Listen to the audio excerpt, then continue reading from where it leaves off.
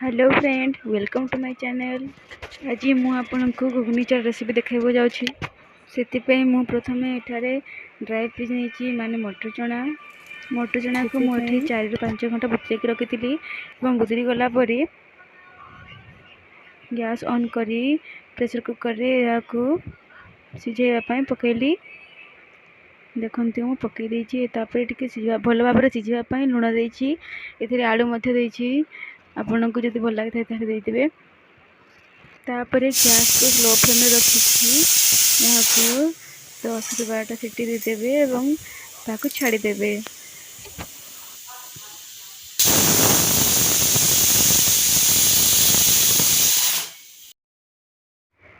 आमर चनाटा सीझी जाइए बाहर करके देखीदे। देखो बहुत भल भाव सीझी। चलतु आम यार मसला प्रस्तुत करवा। तो प्रथम गैस ऑन करी कड़े बसैली। तापर कड़े गरम होगापर तेल पकेबा।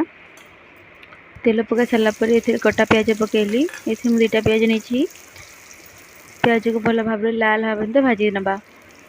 तो फ्रेंड आपण मानक जदि रेसिपीटा भल लगी था लाइक जरूर करेंगे और मो चैनल जदि नुआ थे तो सब्सक्राइब करदे। एवं आपन को ये वीडियोटा केमती लगला मते कमेंट जणाइबे।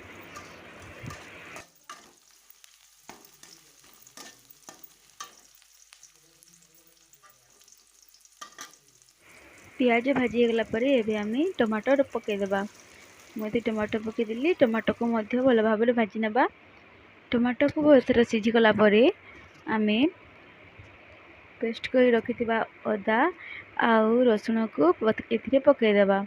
देखु मु पकईदेली। तापर भल भाव मिक्स करदेवा। अदा रसुण ये भाजी होपर आम हलदी गुंड पकईदेवा।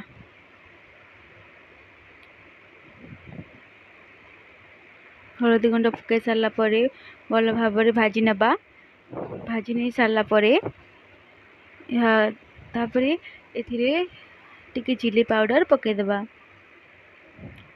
तापर भल भाव मिक्स करनवा।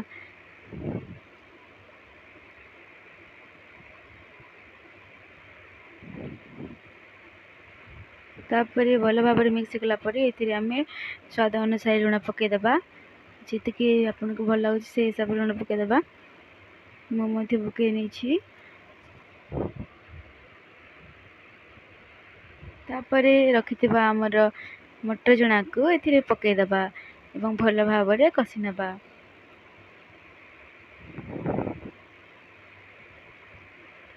आमर मटर चना घुगनी रेडी हो गला।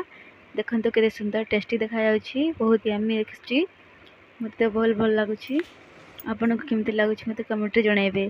एबे आमे याको सर्व करनबा। एथिरे मु कटा प्याज देछि एवं भुजिया मध्य देछि। आपन एथिरे चाहले दही दे पारिबे एवं एथिरे मिनकी मध्य दे पारिबे। आपन को जहाँ भल लगे दे पारिबे। मु तो एथिते लाभ बोली दे देछि। मो वीडियो आपन देखिथिबारु थैंक यू।